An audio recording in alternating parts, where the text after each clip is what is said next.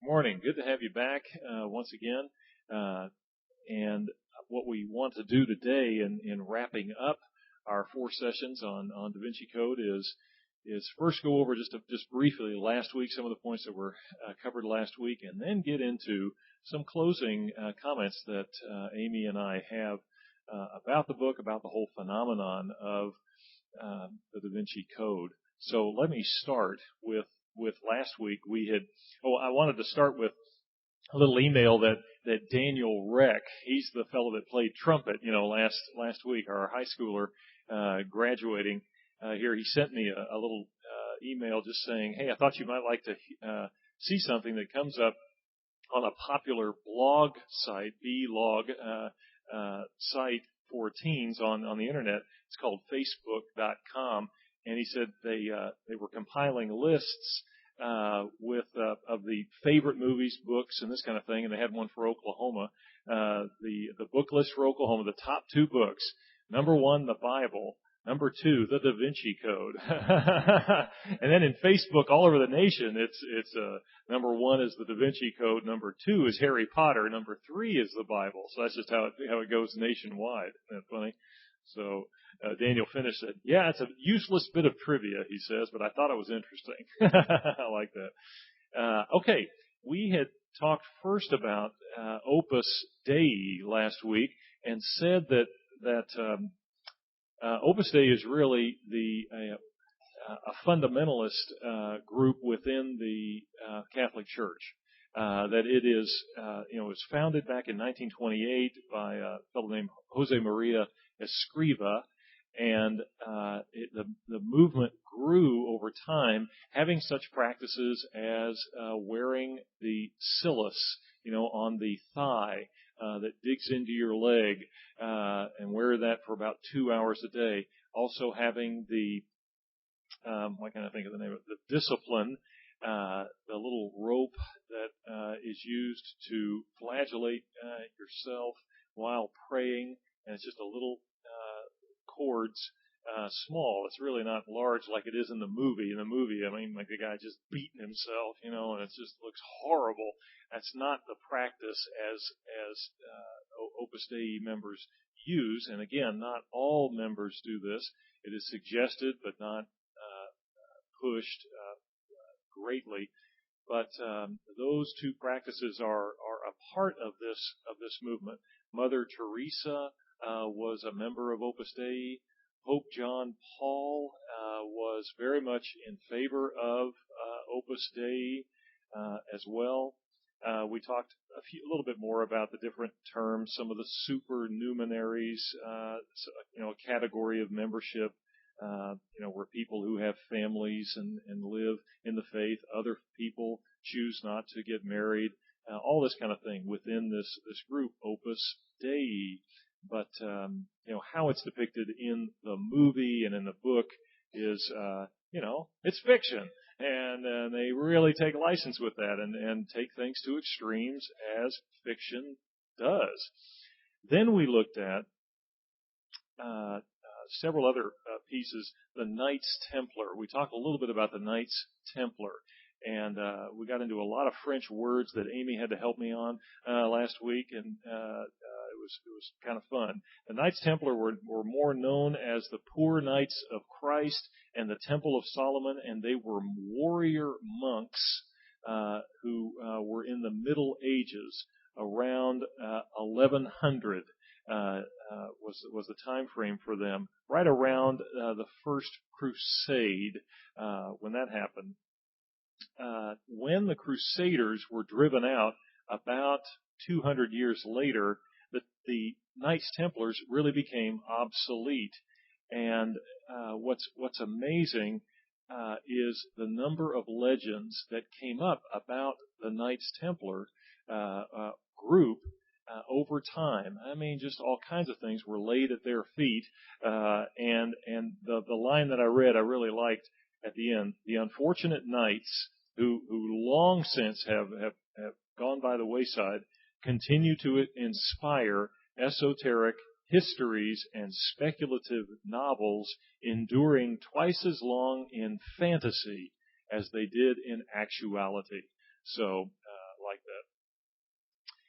Then we also talked about the Priory of Sion, and said that it was a religious community founded in Jerusalem about 1099. So, right around that same time of 1100, right after the First Crusade.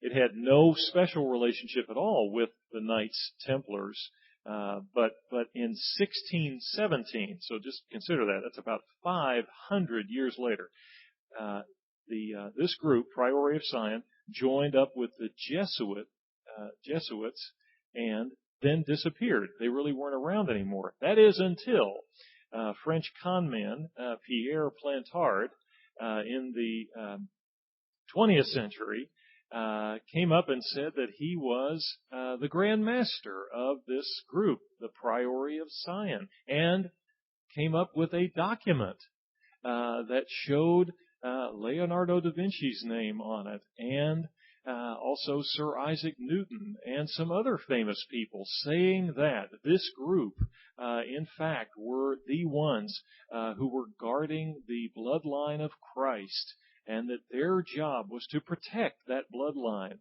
and all this. I mean, here's Plantard coming up with this, and this all was proven to be false. That the document that he came up with, total hoax. He was doing it, for whatever reasons, publicity and money probably, and all the rest. But he got away with it for a little while, and the BBC and 60 Minutes and all the rest, showed that was completely false. He was a legend in his own mind, as we say. So basically, those were the points that we covered last week on that piece. So at this point, shall I move? All right, very good. Let's move to your part, Amy, and share some closing comments that you have, and then I'll come back and do the same. Okay. Thank you. I'm so impressed with what good recyclers we are in this congregation. I set my notes down on the back window back there, and went into just a blue panic there for about 15 minutes because I couldn't find my notes, but someone had thrown them in the recycle bin. So thank you for that green-minded individual who wanted to take care of the environment. My sister had to come all the way back from New York City to find them, but she can find anything. Okay. Well, I feel like I spent quite a bit of this time talking about Mary Magdalene and who was Mary Magdalene and what all did she do? And I'll just briefly recap all of that. One of the confusing things about Mary Magdalene is that there were so many Marys in the New Testament. There were 7, 8, 9 Marys. It was just a very common name. And you've got Mary, the mother of Jesus. You've got Mary, who was the sister of Martha and Lazarus. Mary, who was Mary of Bethany. And you've got Mary Magdalene, and you've got the woman caught in adultery, and then the woman with the long, clean, soft hair and the jar of ointment. And none of those people was Mary Magdalene but Mary Magdalene. Mary Magdalene had her own story, but over time, her attributes and the stories attributed to her all absorbed the flavors and smells of all those other women. She kind of became the one woman in the New Testament, the one sinful woman in the New Testament. We don't really know if she was sinful at all, but it didn't help that Pope Gregory the Great in 591 did a sermon series where he said Mary Magdalene was indeed the woman with the hair and the ointment, and she was the woman who was caught in adultery and all that stuff. So from then on, Orthodox Christianity believed, Mary Magdalene was the big sinner in the New Testament. And we think now, no, she probably had her own thing going on. She was a follower of Jesus. She was alone for some reason. We don't know for sure. So that's what I spent a lot of time talking about. We closed off last week talking about, was Jesus really married or not?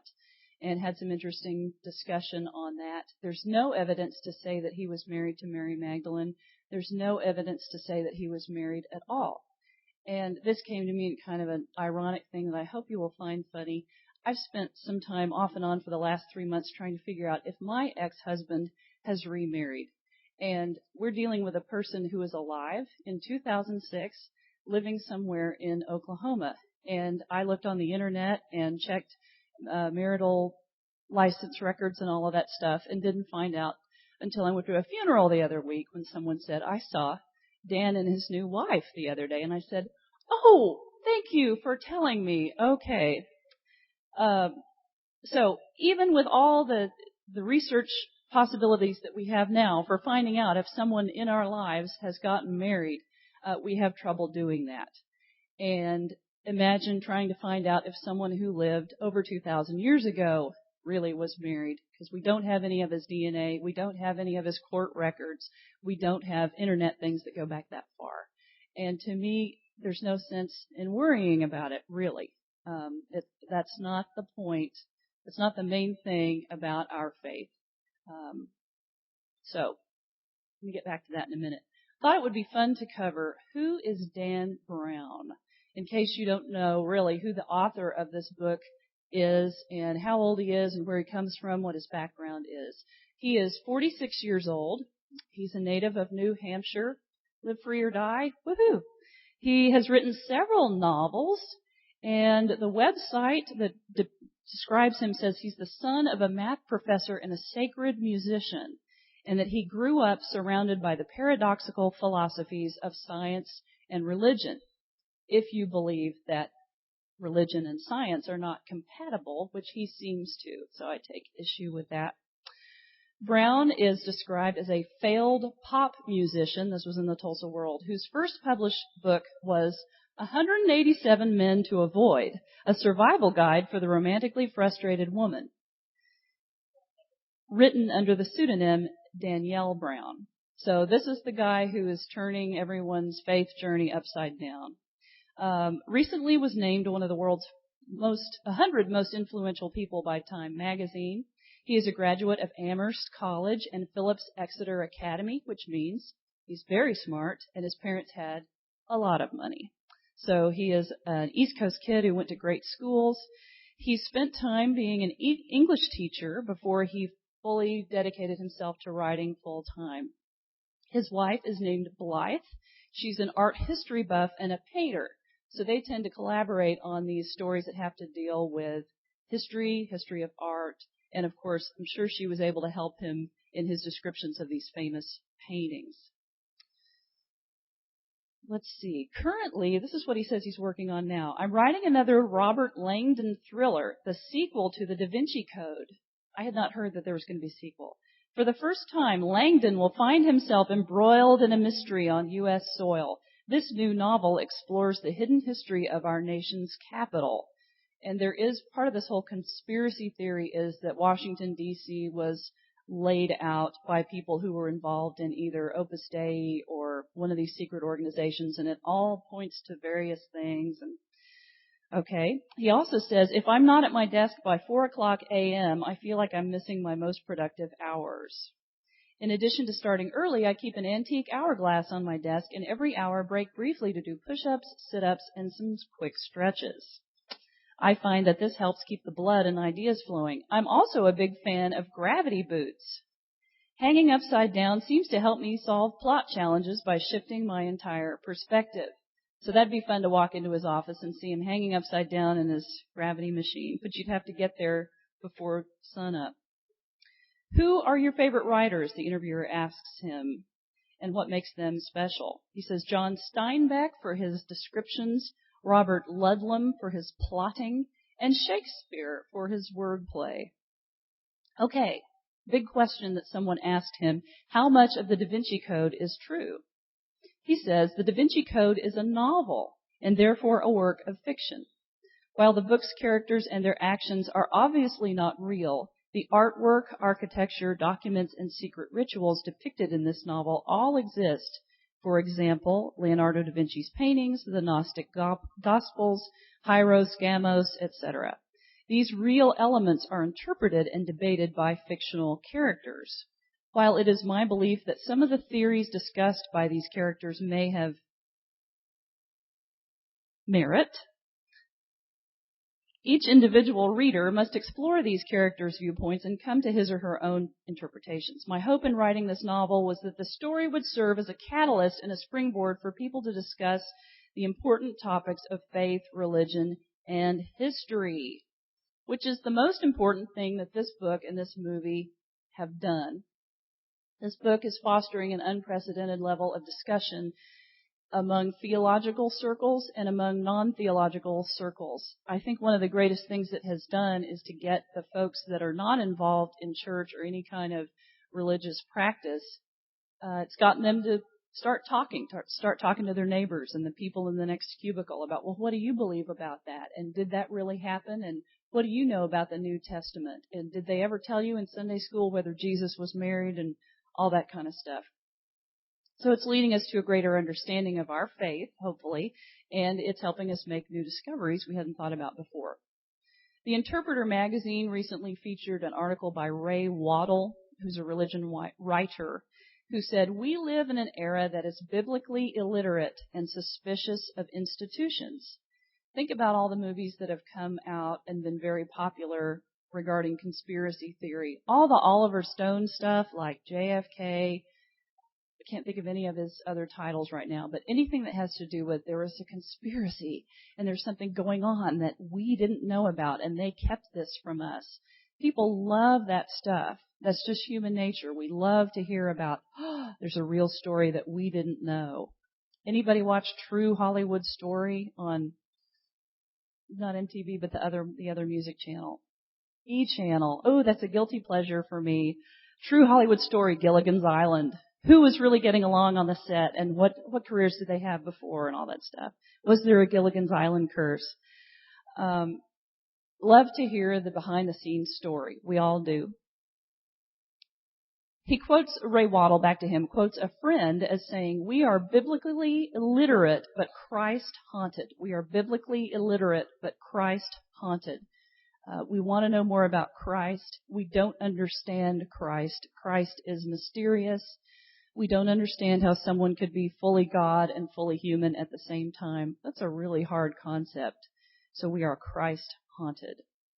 A writer in the Christian Century magazine, the May edition, says that our age has some of the same unease that the Gnostics had with the goodness of creation and the flesh of Jesus.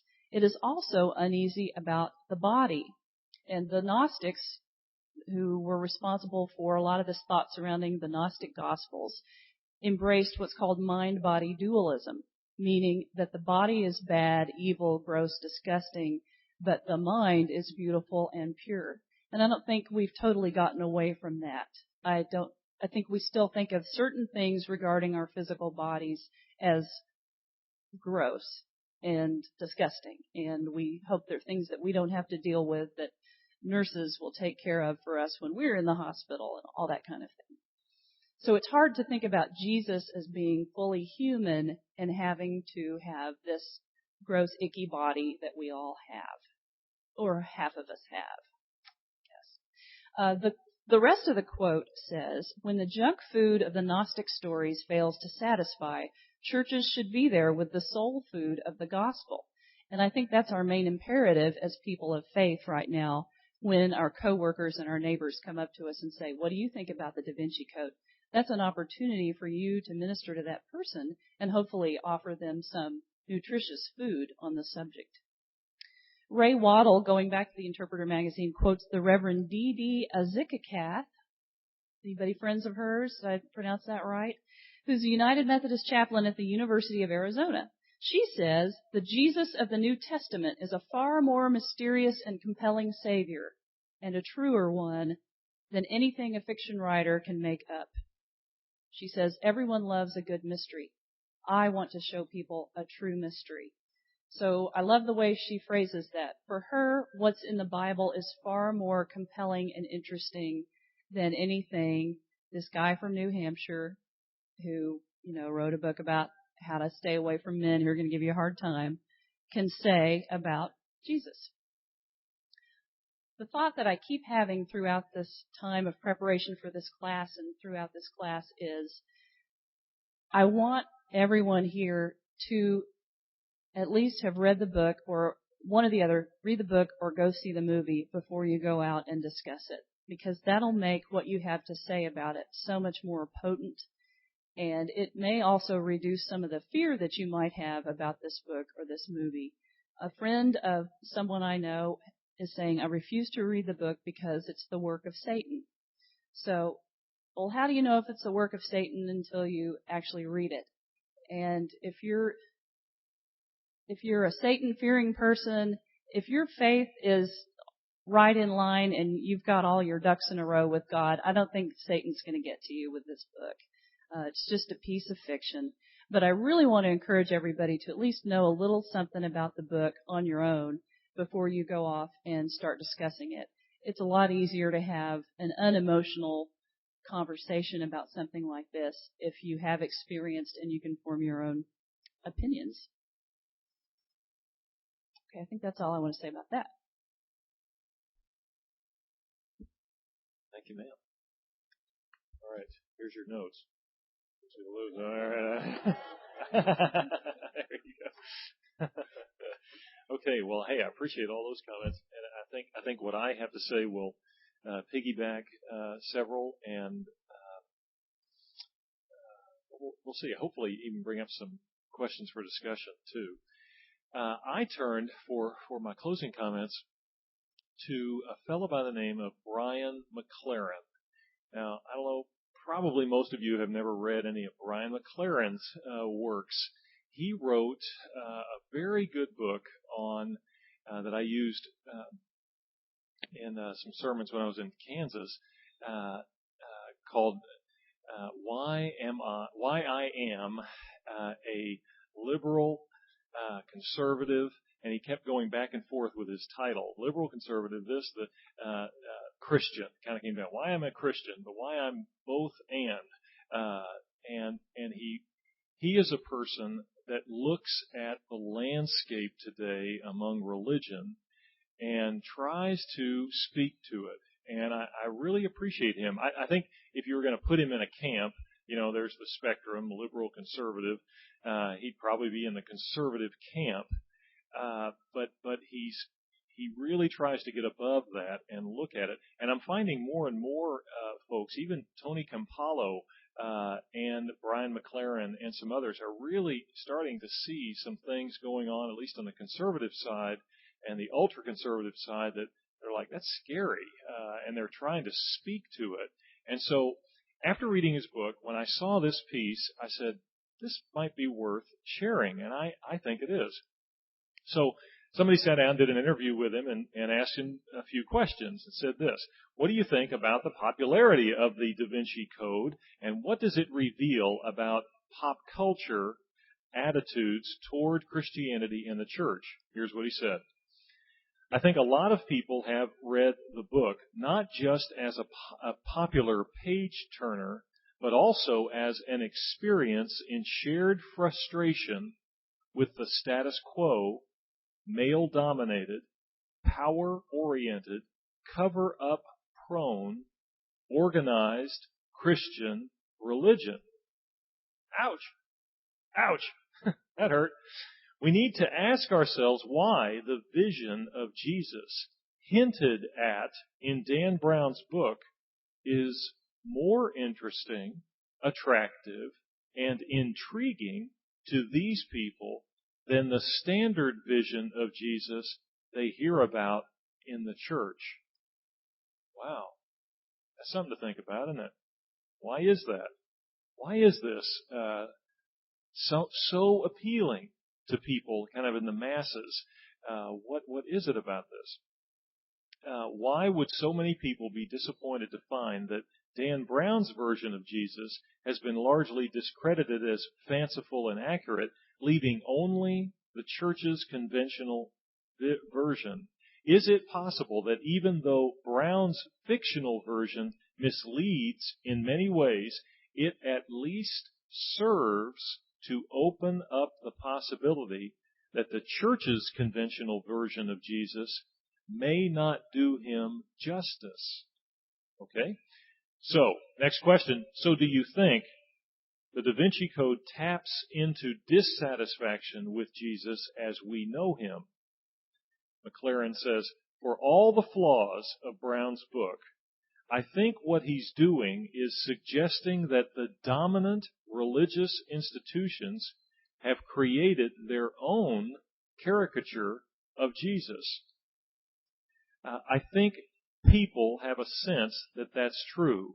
It's my honest feeling that anyone trying to share their faith in America today has to realize that the religious right has polluted the air. The name Jesus and the word Christianity are associated with something judgmental, hostile, hypocritical, angry, negative, defensive, anti-homosexual, etc. Many of our churches, even though they feel they represent the truth, actually are upholding something that is distorted and false. I also think that the whole issue of male domination is huge, and that Brown's suggestion that the real Jesus was not as anti-woman as the Christian religion often has been is very attractive to folks. Brown's book is about exposing hypocrisy and cover-up in organized religion. And it is exposing organized religion's grasping for power. There's a period there, grasping for power. Again, there's something in that people resonate with in the age of pedophilia scandals, televangelists, and religious political alliances. As a follower of Jesus, I resonate with their concerns as well, says McLaren. Next question. Do you think the book contains any significantly detrimental distortions of the Christian faith? McLaren says, the book is fiction. Ta-da! And it's filled with a lot of fiction about a lot of things that a lot of people have already debunked. But frankly, I don't think it has more harmful ideas in it than the Left Behind novels. We shared this before. And in a certain way, what the Left Behind novels do, the way that they twist Scripture toward a certain theological and political end, I think Brown is twisting Scripture just to the other political ends. But at the end of the day, the difference is I don't think Dan Brown really cares that much about theology. He just wanted to write a page-turner, and he was very successful at that. Okay? Right, he was. Okay, next issue that he deals with. The question is, many Christians are also reading this book, and it is rocking their preconceived notions, or lack of preconceived notions, about Christ's life and the early years of the church. So many people don't know how we got the canon, for example. Should this book be a clarion call to the church to say, hey, we need to have a body of believers who are much more literate in church history? Is that something the church needs to be thinking about more strategically? What do you think he says? He says, absolutely, yes. He says, you're exactly right. He says, one of the problems is that the average Christian in the average church who listens to the average Christian broadcasting has such an oversimplified understanding of both the Bible and church history. That is true. That's very true. It would be deeply disturbing for them to really learn about church history. I think disturbing them would do them good. But a lot of times, education is disturbing for people. And so, if the Da Vinci Code causes people to ask questions, and Christians have to dig deeper, that's a great thing. I agree. That's a great thing, a great opportunity for growth.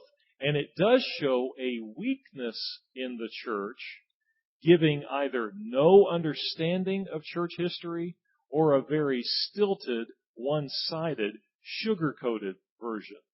Ouch, that hurt there. So it brings it back to us. The ball's in our court. As we have shared before, this is a great opportunity for us to talk about all these issues and to bring, our real church history to bear on what was shared in the story. And hopefully we've had some understanding, some new understandings about that. All right, just a couple more here. So one other thing about Brown's book that I think is appealing to people, McLaren says, the church goes through a pendulum. This thing does not like peas. Pendulum swing. It goes through a pendulum swing at times from overemphasizing the deity of Christ to overemphasizing the humanity of Christ. So a book like Brown's that overemphasizes the humanity of Christ can be a mirror to us, saying that we might be underemphasizing the humanity of Christ. Okay, now take that in. You got to sip that one a little bit, because it goes back to the Arian controversy of 325 A.D. It is how human was Jesus, how divine was Jesus, and it's, you're going to raise the bar at some times, and you're going to lower the bar at times, or the pendulums. There it goes again. The pendulum swing. There we go. I'll do that. That happens, and I think Brown's or McLaren is onto something here. That's partly why it is so attractive that the humanity of Christ is speaking to people, and what are ways that we can show Jesus as being like one of us, that he partied at the wedding at Cana. We had that conversation that one time. He was a party man, and they ran out of wine. He says, "Let's get some more wine in here." That's my first miracle. And, that's something that I think, one of us would go out and do. I'm going to the liquor store and get some more wine for our party. It would be that kind of thing. And some people might say, "Oh, Jesus would never do that." Yeah, I think he would have. And, he was human. He was divine. And it's talking about that and wrestling with that for yourself as a believer and for us, as a whole. How does that bar go up and down? Okay, let me finish this. In light of the Da Vinci Code movie, how do you hope churches will engage this story? And this is, I want to piggyback on something that Amy said. If churches can encourage people to, if you see someone reading the book or someone who is going to the movie, say to them, "What do you think about Jesus? And what do you think about this or that?" To ask questions instead of getting into arguments, that would be wonderful. The more that we can keep conversations open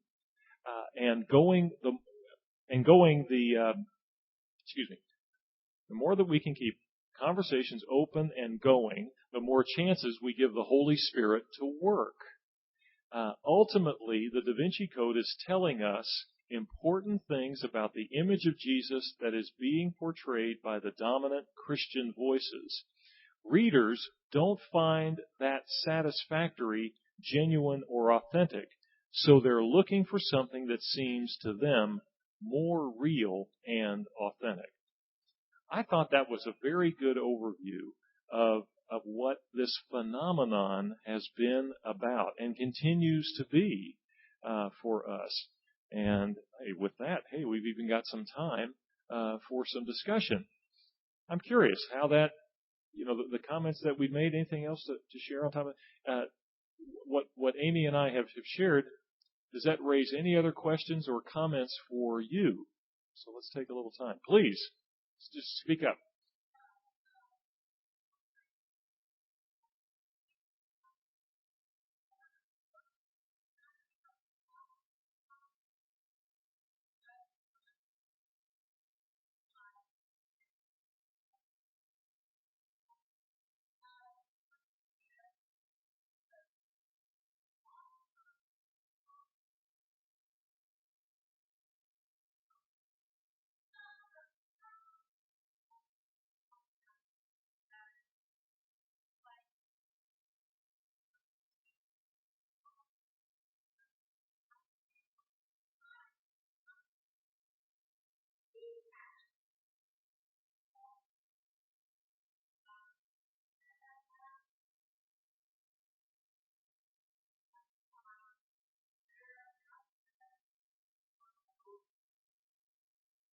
Mm-hmm.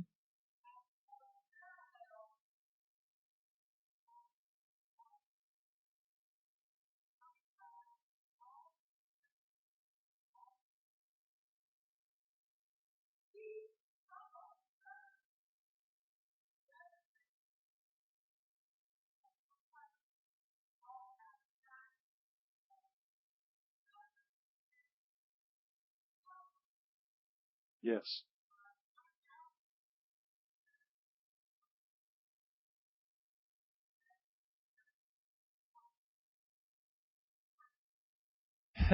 Yeah, I mean, whenever we uncover our own story and have to look at it, we got black sheep in there. There's a little bit of everything. I hope everyone could hear mostly of what she said. She was just talking about, this Jesus.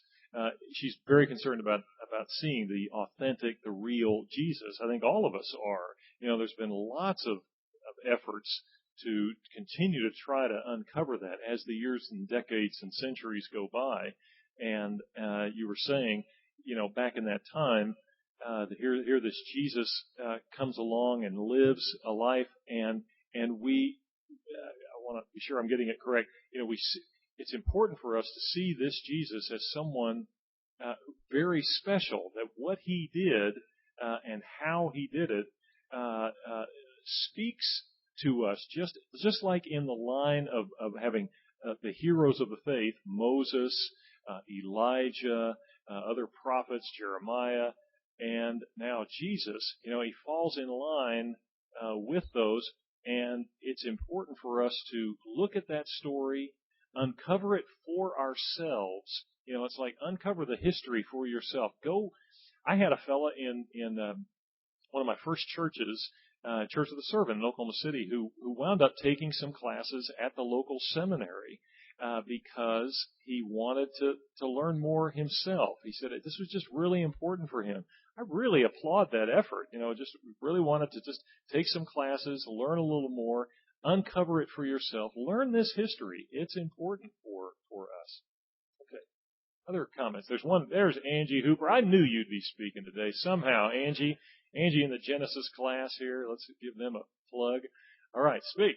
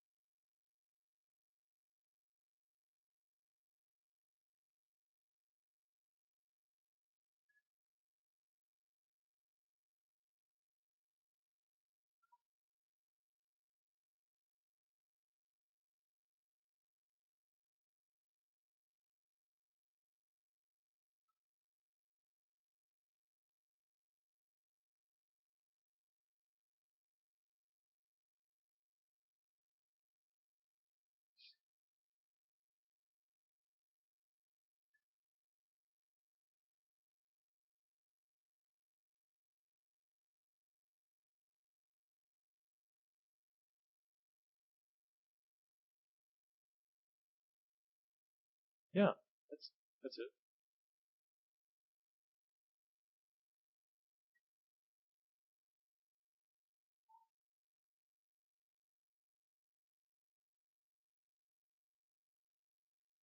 Very good. I appreciate those comments. I'll repeat some of the things for all of you who couldn't hear. Dr. Biggs, are you out there? I was going to say that's feel proud because I know that's been a lot of his ministry here, trying to connect us to our roots and not leave those roots behind. Angie was saying how important it is for us to keep our tradition alive, to keep our rituals alive, that understandings like the Trinity get passed on to us as they were passed on. There's that P again. As they were passed on from those people and communities centuries ago, and how important it is for us to maintain those. I came out of mean, it was actually another Church of the Servant story long ago, back in the 70s. There were people in the church there who really wanted to, I mean, that was kind of happening church at the time. It was the up and coming, the church of the what's happening now kind of place. And there were people in there who said, why don't we just get rid of the Lord's Prayer? I mean, let's not sing that. I mean, let's do our own little prayer and kind of make that. And I remember Norman Neves being just very clear with folks, just saying, we can't let go of the Lord's Prayer. We are gifted by the history of our past. That people who have shared the faith, lived the faith for all these years, the importance to their lives, they've passed this on to us, and it's like this, this golden egg that they've passed on. And say, take care of it. Please take care of this for us. This is what kept us alive for so many years. This helped our salvation. This helped take care of this, and that's a part of what we do. So questioning it and learning all we can about it is important for the average, for us sitting in the seats today. It's important for each of us, not just to let us stand up there and just tell you everything. This is what we believe, and read it and say it and sing it all the time. But get behind it, learn some more. All you can, get into some classes if you can. That's important too. All right, talking too much, please.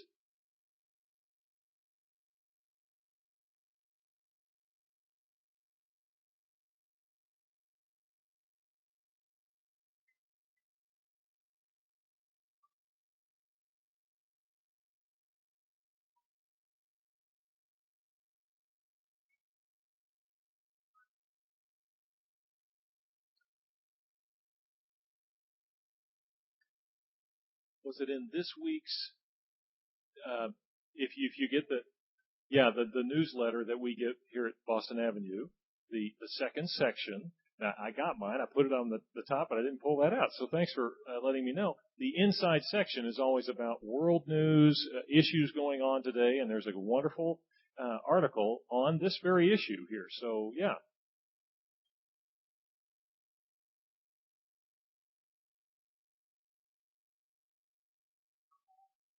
Sure.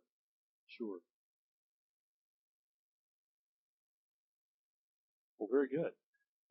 It's critical for the church to remain relevant to our lives. It was astounding, to hear Dr. Biggs this morning, talking about what's going on and what has been going on for decades in Europe, and to see that the church has just basically died there. I mean, that is just horrible to think of, and to even ponder that could even happen here.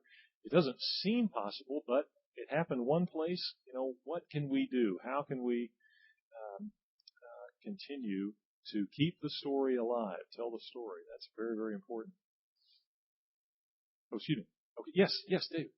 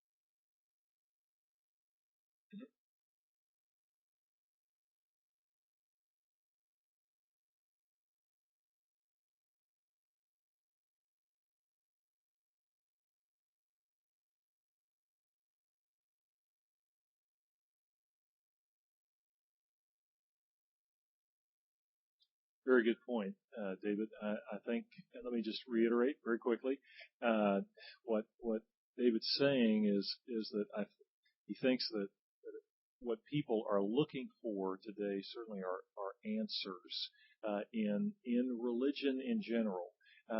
We all want some answers that we can, hang our hat on and go. And so much, of life, doesn't offer easy answers, does it? We know that. It doesn't. And where we have to fall back on our faith and our tradition and our history to kind of, at times, hang in there as I walk through this and trust that what I'm walking through, that I will be able to make it through it because I know these people have. And the stories that I read in the Bible, those people did, and they believed in God. And so by relying on our faith, we can make it through. I think your point makes me think of one thing that I believe when you come into the church, when you're a part of the church, I think it's important that you be comfortable with mystery. I think it's important that when you come into the church, it's not just an answer factory. It's not. Some people want to turn the church into that. They really do, and they kind of come and they just say, "We got it for you. This is it." They used to have the phrase that came out, "Jesus is the answer." And I remember when that came out, our minister asked, well, what's the question? But Jesus is the answer to everything. And it kind of gave to me a stilted view of life, where I don't know, I didn't see Jesus dealing with some of the issues that are being dealt with today. So therefore, it requires us to go deeper into our faith and see what may be the underlying piece that helps us answer some questions and issues that were just not around back then. And so there is a lot of mystery in our faith, which I think is a very good thing because it says that we're still exploring, we're still uncovering new understandings for us. And I think that makes life adventurous and wonderful and joyful and hard at times, certainly challenging, but it gives a real zest to life. So appreciate that. All right, how are we doing on? We better time it out. Okay, all right. Well, stand up. Come on, we got to both stand up here. Amy and I both have been really had a lot of fun putting this together for you, and hope. I'm sure we haven't answered certainly all of your questions, but we hope we could say keep exploring. If you haven't read the book, read the book. At least go to the movie. It's in paperback now at Walgreens. It's really cheap, so don't good. let the cost hold you back. That's right. So do that. And why don't I close out with prayer, and we'll go on forward. Gracious God, for these past 4 weeks of education and study and asking questions, we just give thanks for every week, for Amy and for Dan Brown, for all the biblical writers who put this incredible book together, for our tradition, for our church history. We give thanks for all of that because we're still struggling with it, working with it, enjoying it, having it apply to our lives. And so we want this all to continue and help us as we go forth from this place to keep asking questions and keep being open with people about their faith journey. All this we pray in Jesus' name. Amen.